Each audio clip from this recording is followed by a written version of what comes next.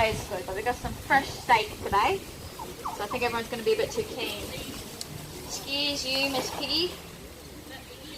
I think that was Piggy. Yeah, I just get the feeling, considering that she's trying to steal her very scary husband's food, that's going to be Miss Piggy. Excellent. Oh. Alright guys, now with the crocodiles that we have in this exhibit today, the male that I'm going to be feeding for you goes by the name of Babinda. Now Babinda is sitting at about 4 meters and 500 kilos in weight, but he's still considered to be quite a small crocodile. Male crocodiles never really stop growing, which means that we hope that by the time he is 100 years old, he'll be sitting at about 7 meters in length. Oldest crocodile ever kept in captivity, guys, was 119. And we hope that Babinda will get the opportunity to live longer than that. There we go, there's my big boy. Excellent. Have you got eyes on Miss Piggy here? Not yet. Okay, that's alright. Pretty sure she's nowhere near me, so let's get the big boy some feed. So male saltwater crocodiles never really just stop growing throughout their entire lifespan, guys. They'll just keep going and going until they die. When it comes to very old crocodile though, once they get to be over 100, they do start to lose other things, such as their teeth, which means that their size is all they've really got to kind of counteract any type of competition that's coming into their area, but also they need to rely a lot on their weight and kind of the strength behind their jaws to be able to catch food. So just because you're big doesn't always mean that you're perfect. Now, with the crocodiles as well, guys, saltwater crocodiles are by far Australia's biggest and scariest predator. Scariest thing about them is 100% going to be that mouth. On average, all crocodiles have about 66 teeth, which mesh together perfectly. Which just means that once their mouth is wrapped around a food item, there is really no way it's going to be able to wiggle out and get away from them. Super scary part about that mouth though, guys, is definitely going to be the strength behind it. So right now, sitting at 4 meters in length, Babinda has about 1.5 tons worth of bite force. 1 ton on average is your car. So if you can imagine your car with some very heavy passengers in it, and then all of that falling on top of you, and the force of that, it means that right now Babinda is capable of biting someone like me clean in half. Literally one bite and I'll be snapped in two. But that's only why he's up 4 meters as well, guys. He is still very much growing. So once again, we hope that Babinda will be sitting around 7 meters in length by the time he is 100 years old. At 7 meters, his bite force will be sitting at around 4 tons. 4 tons is about the same weight as a front carrier on a Mack truck. So if you can imagine that falling on top of you, it is more than enough to break every single bone in your body and probably even the floor below you. Which just means, guys, it does not matter how small or how big you see a crocodile out in the wild. They are 100% capable of taking human life. And therefore, this is an animal not to be underestimated. Yeah, splash zone, told you. So you've got to make sure, guys, that when it comes to going to next to any waterway, that you're always being crocodile wise up here in the far north Queensland area.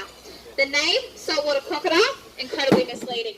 This animal will spend a good 80 to 90% of its life in a freshwater system, which means that you're expecting to see them not only in our local oceans and sitting at our local beaches, but also in freshwater creeks and valleys, whether it be smack bang in the middle of suburbia or literally out in the middle of nowhere. They will also live in moving bodies of water, so yes, they do pop up at your local waterfalls, but also just small puddles of water, such as your golf course water hazard. So absolutely any body of water that you see, guys, you need to automatically assume there's a crocodile in it, and therefore take the steps to make sure that you're safe. By far the best rule of thumb to make sure that it's safe to go near the water, guys, is always just to look for signage. The sign that you're looking for isn't necessarily one that says the water's edge, guys. It says it is safe to swim. Simply just do not go swimming. It's as simple as that. Don't go anywhere near the water at any stage as well. Even just splashing your hands in it is more than enough to get yourself killed. As crocodiles, when it comes to the waterways, are perfectly adapted. You've got to keep in mind that crocodiles have been here on planet Earth for about 250 million years, guys. So they've been around for a very, very long time. When it comes to the way that they stalk their prey, they are eating quite a lot of land-based animals. And those animals are only really coming over to the water's edge for a drink. So they're not just literally jumping in for a swim like we do time and time again. They're literally just coming to the water's edge. So if you've been out fishing for the day and you've gutted your fish, and then you're thinking that because you haven't seen any danger in the water, it might be fine just to go over to the water's edge and wash off all your fish guts, it's simply not. These crocodiles are literally very patient animals. They're not exactly what we would call a hunter. They don't put on this amazing chase of predator and prey, just like your lions and your tigers do. These guys are happy to sit and wait for weeks on end for the perfect opportunity to grab food. And by setting themselves up, you've probably seen this on television and things like documentaries, they love to sit there right at the river's edge, only a few feet of water to be completely submerged.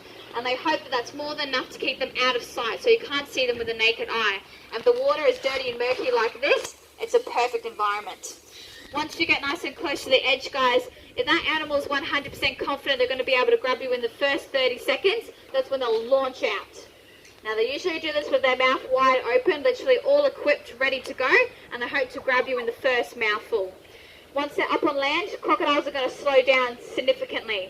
But crocodiles aren't exactly what I would call useless up on land. Yes, they do have these very small and quite stumpy legs, but the fastest a crocodile has ever been measured to go is 14 kilometers an hour up on land, guys. Average adult human being could only do 10. So there's quite a few of you that can easily be outrun by a crocodile. How long can they not eat? So when it comes to the percentage of food that a crocodile needs, it's always changing. It really depends on what they eat the year before and weeks before. If Govinda was to eat something as large as myself, he'd be full from 8 months to a year. So they can sustain very, very long periods of time with absolutely no food. He's a reptile and a cold-blooded creature, which means that he doesn't need to live off his stomach contents like us mammals do.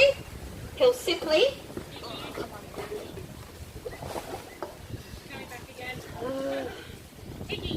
You're supposed to take that one, Biddy. Can't even break a bit of rope. If you like what you see, this is the Old Fart Moans. I'll catch you on the flip side on another video.